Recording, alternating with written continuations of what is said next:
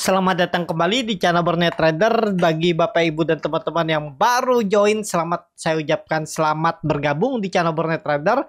Kali ini saya akan menganalisa beberapa saham dari sektor retail. Pertama ASUS, kedua MRT, ketiga LPPF, keempat MAPA, kelima MAPI, keenam MIDI, ketujuh RALS, kedelapan TKIM, ke-9 INKP, dan terakhir Avia. Langsung saja ke saham pertama, ada ASUS yang ditutup di harga 905. Menguat 4,02%. Kalau dilihat data saksi asing net sell, kalau dibuka resminya ASUS didistribusi. Langsung saja ke tekniknya. ASUS saat ini sudah mulai terbatas, sepertinya sudah mulai kesusahan untuk menembus resisten 920-900 itu, walaupun memang sekarang di resisten.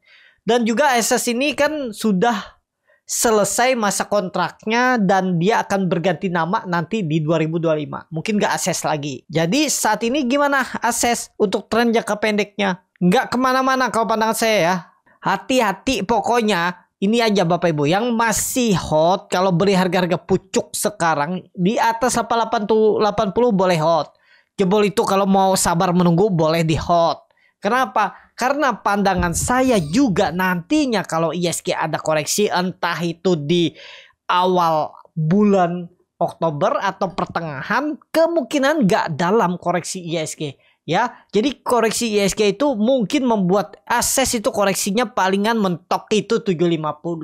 Dan harga sekarang ke 750 ya berarti 15-an, ya hampir 20% lah, itu ideal. Dan ada pembentukan nantinya, mudah-mudahan pola imported holder.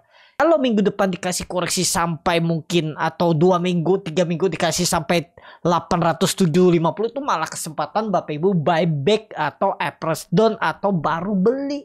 Tahun ini kemana arah ASUS? Kalau melihat seperti ini, ya udah jelas arahnya ini Bapak Ibu perhatikan. Ini nantinya ada double bottom, atau bisa dibilang cup handle, bisa juga. Dan neckline-nya itu view lebih panjang 1000 tembus di November atau akhir Oktober. Siap-siap uptrend. Targetnya mana Bapak Ibu hitung aja dari swing low ke swing high. Apalagi ini rally jangka menengah. Ada Windows dressing, ada January effect. Bisa aja sampai 1500-an polanya ini. Jadi kita nggak tahu nanti ke depannya seperti apa. Yang pastinya menarik kalau nantinya ASUS di bulan Oktober, November itu di atas 1000. Makin bagus. Tapi alangkah bagusnya koreksi dulu biar dapat harga murah. Kita lihat lagi nanti. Ini neckline-nya 807.50. Itu kita lihat di situ lah. Untuk ASUS ya. Kalau dia naik terus gimana? Ya kembali lagi silahkan kalau mau beli, atau ya tadi pakai strategi average down kalau gagal koreksi dulu. Untuk ASUS itu aja. Lanjut MRT yang ditutup di harga 3.280, menguat 0,92%. Kalau dilihat data saksi asing net sell, kalau dibuka semuanya MRT didistribusi. Langsung saja ke teknikalnya. MRT sideways saja nih, rally lagi nggak kira-kira ya? Kita lihat aja nanti minggu ini atau minggu depan tembus nggak 3.300. Kalau tembus ya bisa rally lagi karena trennya bagus. Tapi sayangnya dia belum ada retest. Jadi kemungkinan besar dia akan retest trend line uptrend pola symmetrical triangle-nya nih. Mungkin di 3000-an itu nanti di ya pas ISG koreksi. Mantap lah pokoknya untuk MRT. Kalaupun gagal menembus 3300 dan tiba-tiba turun, ini sideways jangka menengahnya. 3 bulan ke depan tuh sekitaran 3000 support dan resistennya 3300. Jadi dari support ke resisten itu 10%. Ini area sideways-nya. Kita lihat nanti update selanjutnya untuk pergerakannya ya.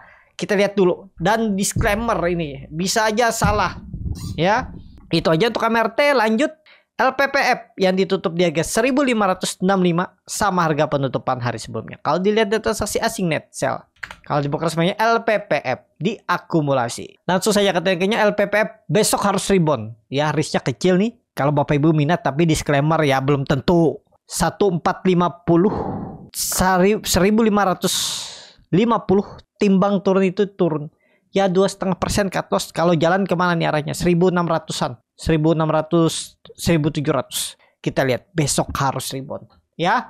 Untuk LPPF nggak boleh turun di bawah 1550. Itu aja LPPF. Lanjut MAPA yang ditutup di harga 960, menguat 1,05%. Kalau dilihat data saksi asing net buy, kalau dibuka semuanya MAPA diakumulasi. Langsung saja ke tekniknya. MAPA masih bagus, masih bisa naik kemungkinan, tapi sama gambaran saya ya.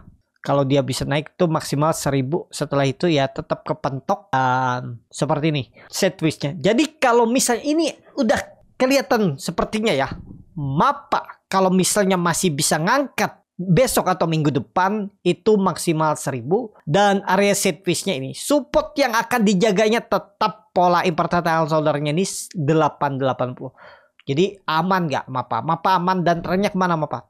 Tetap akan uptrend akhir tahun. Kenapa? Karena dia sudah mematahkan trend downtrend. Ya, tapi kan proses uptrend tuh ada proses naik turunnya. Dia ngumpulin barang, tarik naik dan turun lagi ya.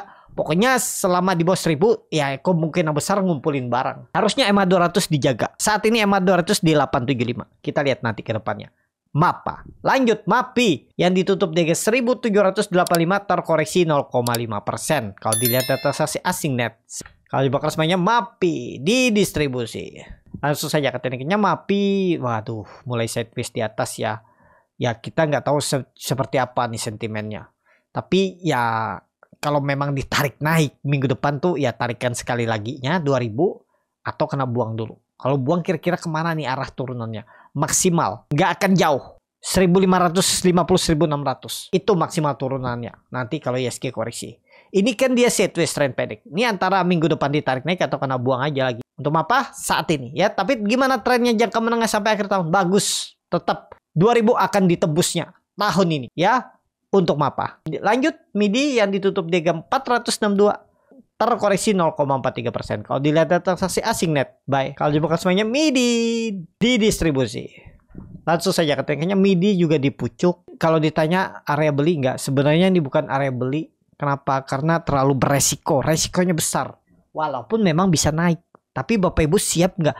Seperti yang sering saya bilang, berapapun harga saham tuh bisa beli. Tapi siap nggak kalau nggak sesuai harapan? Harapannya kan semua trader, investor itu sahamnya naik terus. Kalau nggak naik gimana? Apakah pakai stop loss? Apakah pakai average down? Atau didiemin aja sampai profit? Nah itu jadi pertanyaannya untuk Bapak Ibu. Kalau Bapak Ibu siap dengan resikonya, ya harga berapapun itu bisa beli. Tapi kalau saat ini untuk swing trader, mestinya dia nggak beli. Kenapa? Karena di area resisten. Apa pertimbangannya? Resikonya lebih besar. Itu ya. Jadi saat ini kalau pandangan saya, MIDI wait and see. Memang bisa naik tapi resikonya besar kalau ternyata turun dulu. Bisa ke 430, 420 kalau turun untuk MIDI. Itu aja. Lanjut. RALS yang ditutup di 408 menguat 0,46%. Kalau dilihat data transaksi asing net sell. Kalau dibuka semuanya RALS ada akumulasi walaupun tipis. Langsung saja ketikanya RALS selama di atas 400 bisa masih oke. Kita lihat minggu ini. Kalau dia rebound minggu ini ya kalau pandangan saya 424 aja. Untuk 440 berat. RALS maksimal 424 kalau rebound.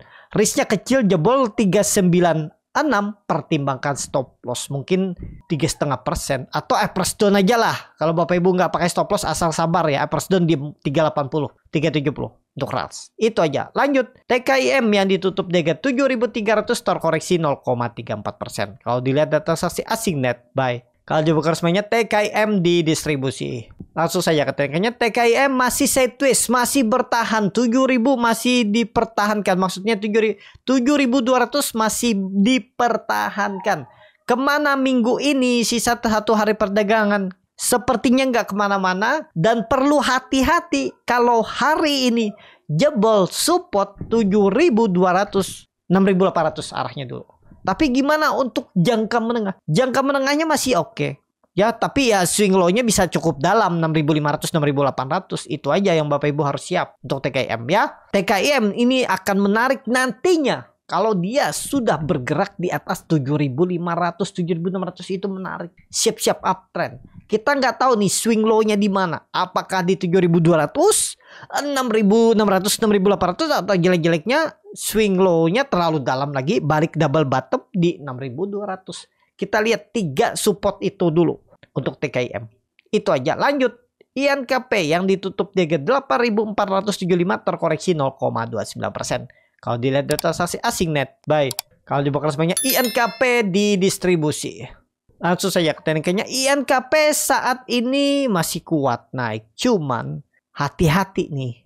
Kalau nggak ditarik naik hari ini atau Senin. Kalau dia hari ini koreksi 2% aja. atau membentuk low baru aja dari low 2 harinya nih. Hati-hati ya. Pokoknya dan juga hati-hati kalau dia jebol 8.200, sangat mungkin 7.500-an INKP. Kalau saat ini INKP belum ideal untuk beli, tapi kalau misalnya hari ini ada buying power ya bisa aja beli trading cepat. Ya, kalau untuk buy on breakout, untuk hot lebih lama terlalu beresiko. Menurut saya saat ini INKP. Saham terakhir ada Avia yang ditutup di harga 500, menguat 1,62%.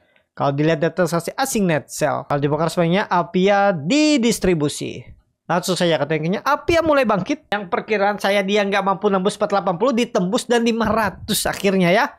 Dia berarti sideways ini naik. Cuman kalau pandangan saya tetap ya belum saatnya dia reversal. Kalaupun mampu naik ya palingan 520 lagi. Retest saja dan siap-siap masih bisa turun. Tapi saat ini kalau ke 420 enggak. Sepertinya dia udah enggak akan ke 420 400. Swing low maksimalnya sekarang di 450.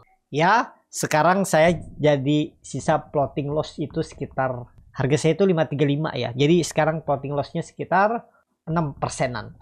Ya, padahal saya belum average down tuh. Saya mau average down-nya. Oh, sudah sekali average down di 450 dan sekali lagi itu maksimal di 420.